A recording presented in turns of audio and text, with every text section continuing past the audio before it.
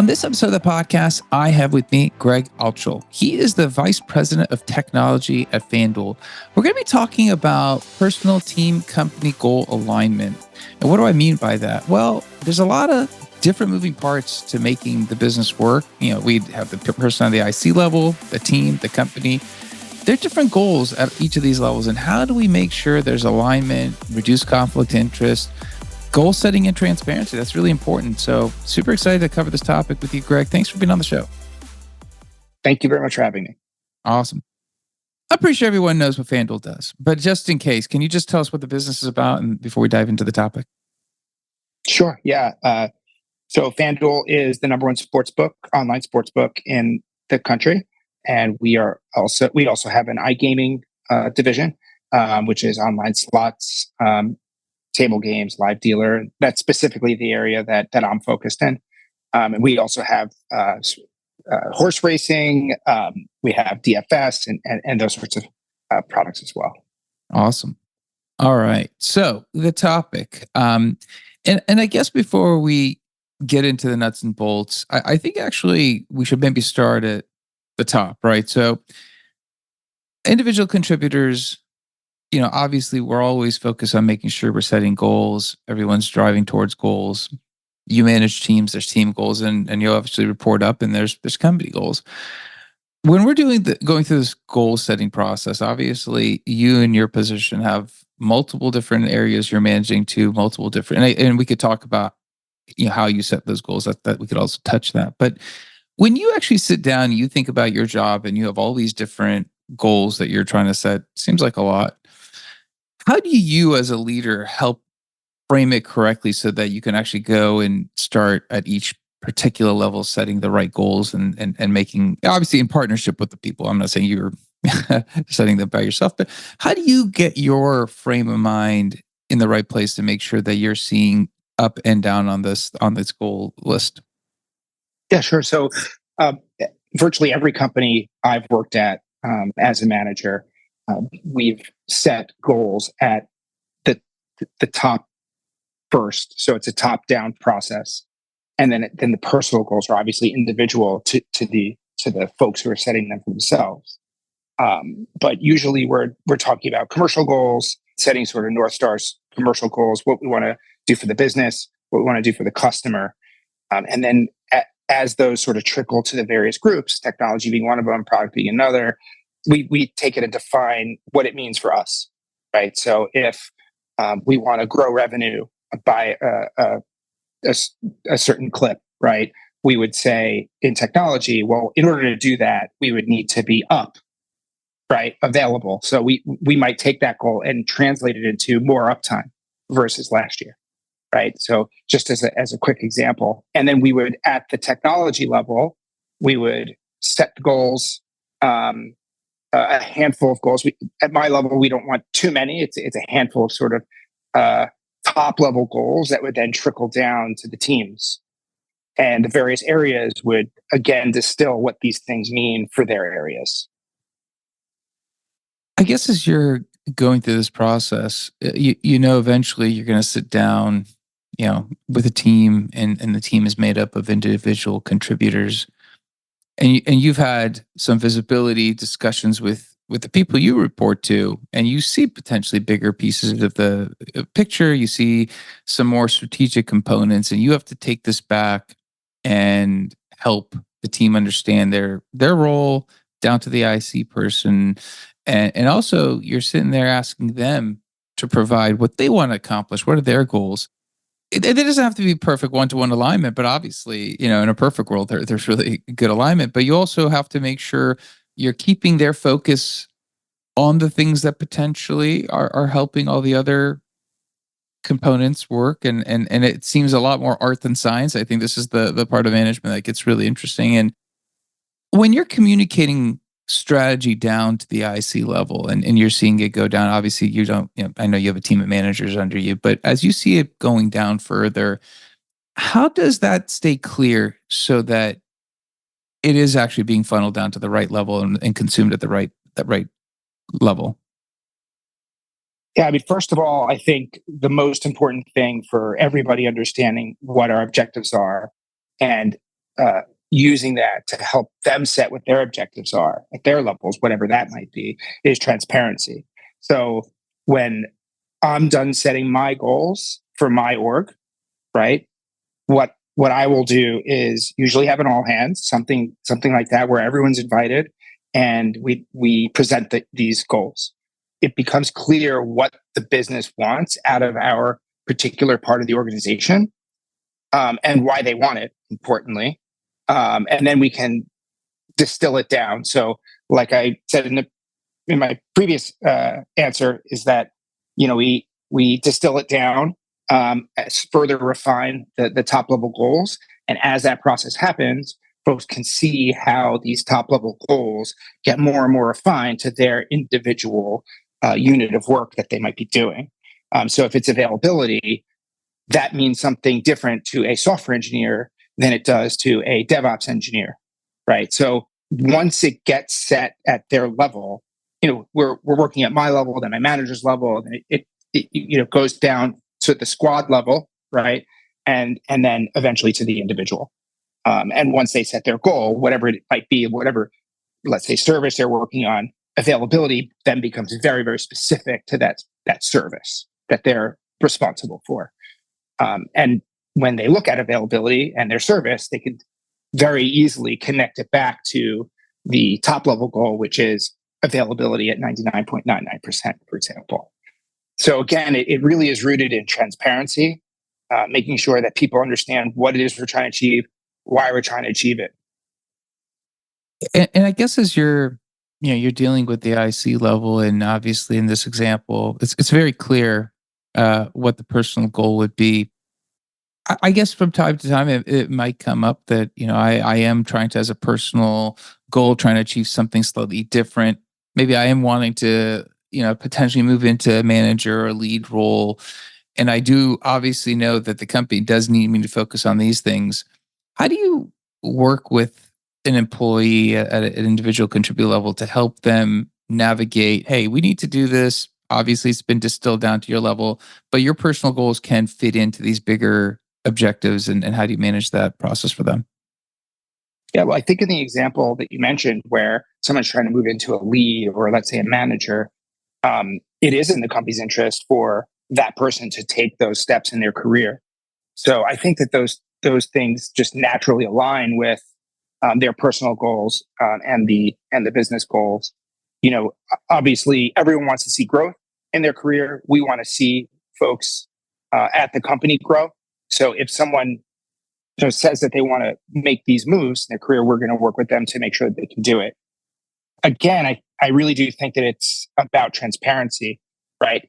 They need to be honest about what they want to see happen in their career at FanDuel, and we will work with them to make it happen.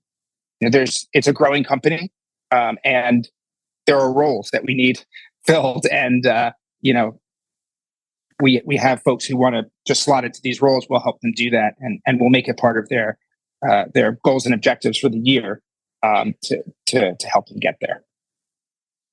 I guess as you're helping them navigate, and you're helping them understand what they could do, and I think transparency is a cornerstone. I guess we have been, depending on your particular company, and by your I mean some of the listeners and people where they work. I mean, people have returned to the office, people are hybrid, people are remote. I think the concept of safer spaces so that people can actually have these discussions has been evolving and changing these last 3 or 4 years that we've gone through the pandemic. How do you foster, I guess, an environment so someone can go, "Hey, Greg, I really think this is great. I'm behind the goal, but this is also something I want to accomplish." How they can feel comfortable and make sure that they can communicate clearly with you. Yeah, I think it all comes down to trust and honesty about what they want to achieve. And in that case, in that sense, I think actions really do speak louder than words. They could tell me that they want to work on a particular personal goal, whatever it might be, whether it's at FanDuel or externally, and I can tell them that I'm going to work with them on that. But if I don't follow through, or they see some sort of potentially blowback for being honest with me about a particular goal, then clearly that person is not going to trust me, and that the word is going to spread, right? They're going to talk to their colleagues, and I wouldn't want that either. So I really do think it is about acting on what it is that I say I'm going to help them with. So if someone says, hey, in 5 to 10 years, as silly as it might sound, in 5 or 10 years, I don't want to be a FanDuel. I want to run I don't know, a bakery or something. That's my passion, right? How do I make that goal happen? I'll say, well, there's a lot of things there are a lot of synergies, actually, if you think about it.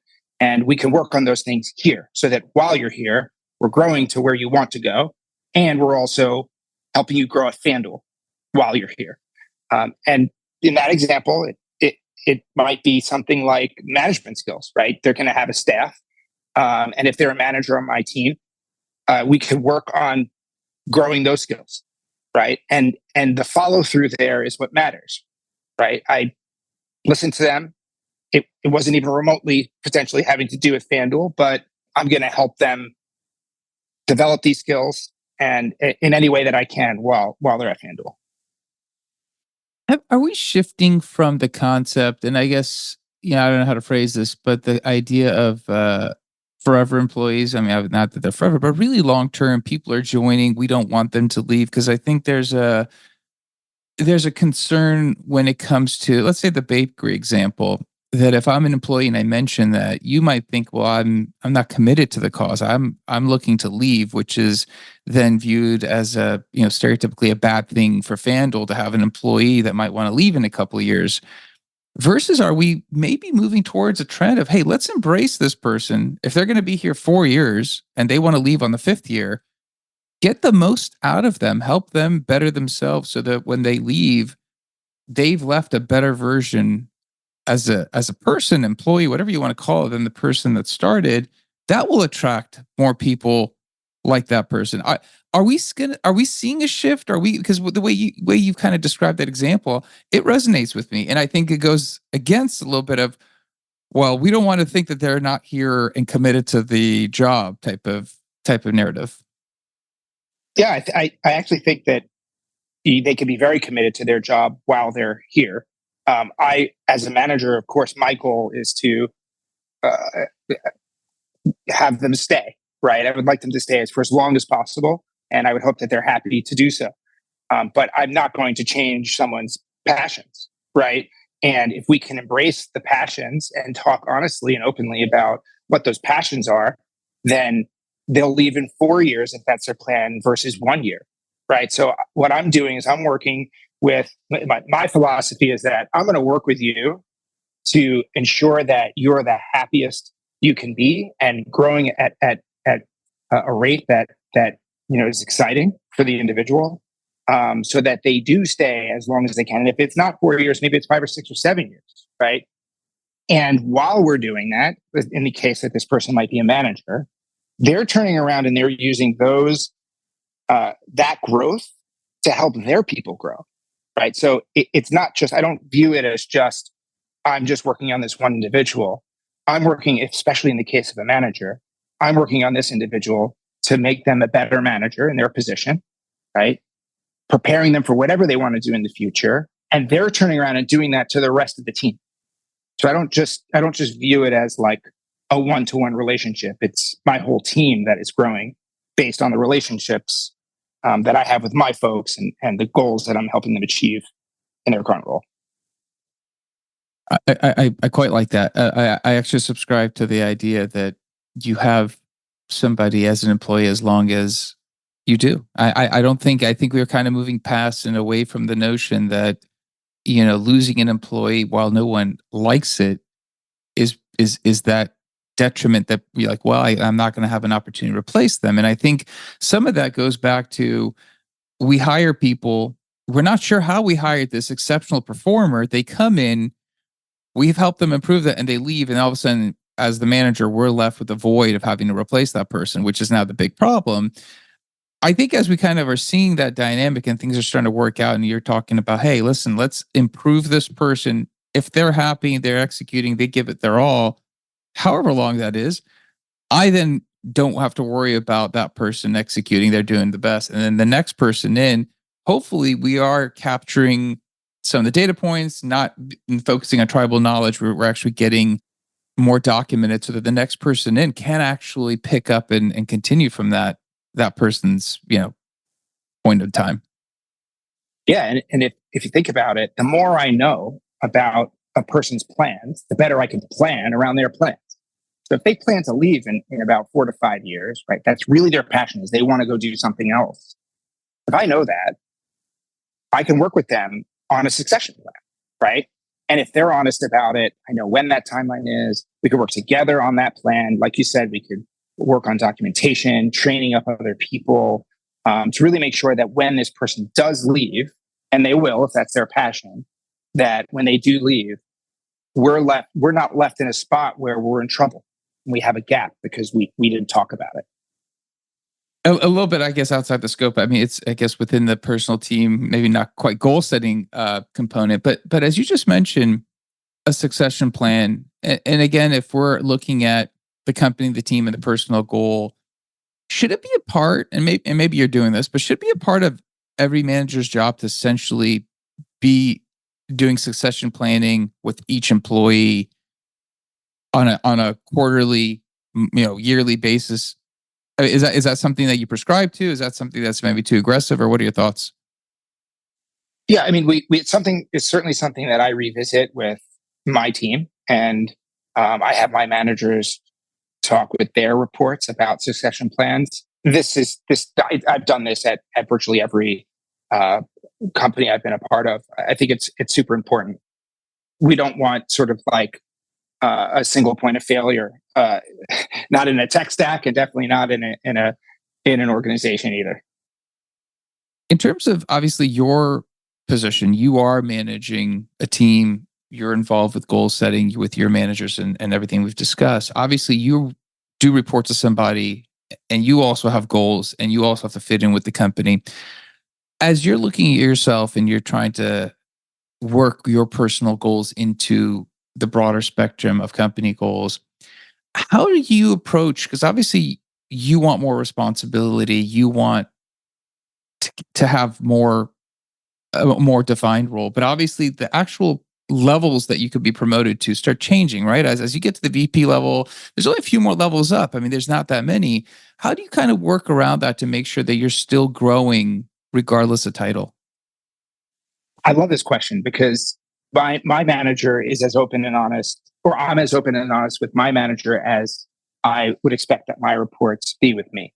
Now, I report to the CTO of FanDuel. I reported to the same person at my previous company. So we've had this long relationship of sort of being being honest and open with him about what my goals were. And he knew then, as he knows now, that that's to be a CTO at some point in the future. And he doesn't view that as a threat, and he works with me on it. So, he's always teaching me things about what he's doing, right, to prepare me for what my future might hold. So he's very aware of that, and he's been working with me on it for years. And frankly, I'm not in a rush. Like I think there's more that I can do in this role that gives me growth at FanDuel and whatever future role I might have at FanDuel or elsewhere, whenever that might be, and whatever the role might be. It may never be a CTO.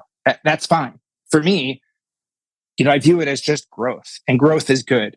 I may never have the title of a CTO, but as long as that's the goal, I'm going to grow. And as long as he's aware of it, he's going to help me grow. So that's what our relationship is like. It really is. It subscribes to my own philosophy about being honest and open and transparent. I really love that. That's a great example of yourself and kind of your goals. And you mentioned growth, and I think as I've been listening to you, well, I mean, obviously, transparency is the underpinning of everything, and I completely agree with you. When it comes to those goals and helping people understand the right goals to set, I think a lot of times I've been listening to you talk about it's really understanding what those growth goals are, not just I just want to become a manager, because that's a very binary type of goal. Like that doesn't necessarily mean you might want to be a manager, but there might be other things you want in your growth. I want to be able to have a voice, leadership. When you hear employees, and it could be at any level, talk about those goals, because in your case, you might not be a CTO, and that's a great realization, but you want the responsibilities that lead towards that path. How do you help employees realize the difference between the actual tangible goal versus, hey, the skills you're trying to build along that growth path?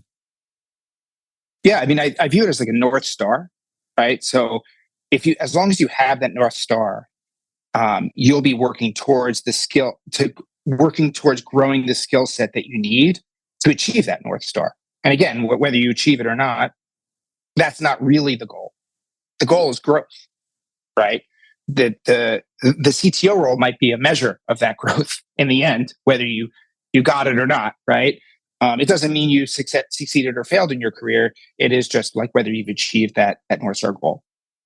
I encourage all of my folks to have North Star goals. You'd be surprised how many people never even think about it. And when I encounter that in my organization, I immediately try to encourage them to think about these North Star goals, because if you don't have a goal, even if it's not a specific goal like become the CTO, right? Even if it's just, it's more vague perhaps. I want to move up a level or two in the next 3 to 5 years. It could be even vague like that. First of all, it helps us understand sort of where you're headed broadly. And we can, over time, work to refine the goal into something more specific. But it enables us to set growth goals that don't cause us to fumble through your growth in your career, right? Your careers don't develop by accident. They develop because people have set goals for themselves in their careers, and then they work slowly but surely to realize those goals. So I talk a lot about 3, 5, 10-year goals. 10 years might seem really far out for some people, but it comes really, really quick. So if you're not really thinking about these North Star goals, 3, 5, 10 years, maybe even beyond, then I think you're doing yourself a disservice. And I encourage my people to make sure that they have those goals so that the growth track that they're on is the right one. Yeah, it's interesting. I think you see it a lot where people set goals and they get to the goal and then they fall off because it was a milestone that they had just pegged. And once they hit that, then there's nothing else that they feel they need to be working towards.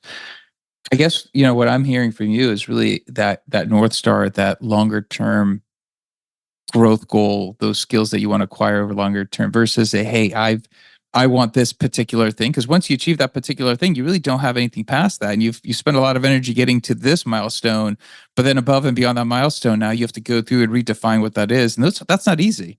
And it's not easy then to have a longer term plan that you're doing as a sequel to that. And I really appreciate the fact that, you've mentioned the North Star a couple times. And I think, that is the best managers I had were managers that were actually more focused about that North Star for me and thinking about, hey, not just today, tomorrow, but where is it you'd like to go? What are those skills that you're trying to accumulate over 20, 30 years? Not just, hey, I need you to hit these metrics so you can keep your job, which is always a scary part as an employee because you have to hit metrics, but you need more than that. Yeah, I think the only caveat to what you just said, in my view, is that some people, their goal is to become a principal engineer, and that's it. And then they just want to sit there and execute at that high level for the rest of their career. And I think that that's perfectly okay. The only thing that I would say is that, so if you get there and you get stuck because you didn't have that wasn't your goal, right? So if your goal wasn't to become a principal engineer and then stop, then you wind up getting stuck because you don't have the sequel, as you put it, right? That's problematic, right? Because that means that they won't be growing, and if they want to grow but they don't have a plan, they'll be stuck there, and that'll breed frustration. But if that is their goal and they get there, check the box, boom, I'm there. This is where I want to be. Then that's perfectly okay. They'd be satisfied, happy in their career, doing great work. The company's happy because we know that that's where they want to be, and we can help them execute at that level for the remainder of their career. That's fine. Agreed. I think that's a great delineation in that example. And I think, you know, hopefully people know that the goal is what they want. I think that's always the tricky thing for people. We always don't realize that, but obviously we have to kind of go through that and get there. Greg, I was going to say, I love your thoughts. I love the focus on transparency. You know, I think probably being on your team would be pretty cool because it'd be easy conversation. So I appreciate you sharing thoughts with us and how you kind of run your teams and set these goals with everybody. How can somebody touch base with you if they want to dig deeper in terms of some of the process and some of those things with you that you've talked about? What's a good way of touching base with you? The best way to do that is to hit me up on LinkedIn. I'm pretty active on there. I don't post much, but I'm sort of a lurker on there, and I'm checking my messages. So certainly can send me a message there, and I'll respond. All right, we will include your LinkedIn handle in the show notes. Again, thanks for being on. Thanks for sharing with us. Yeah, thank you so much for having me. I really enjoyed the conversation. Absolutely. That's it for the episode. Be back again, different guest, different topic. Until then, two things. One, I think it was a great conversation around really the all the levels of goals that you will see across your career. And I think Greg gave us some great examples of himself, his team. Big discussion around transparency, which I'm a big fan of. So share this episode with somebody else who might benefit from it. I think it was a great conversation and topic. Also, please like, subscribe, comment. Let me know how we're doing on the podcast. Always love to hear from you. Until next time, thank you and goodbye.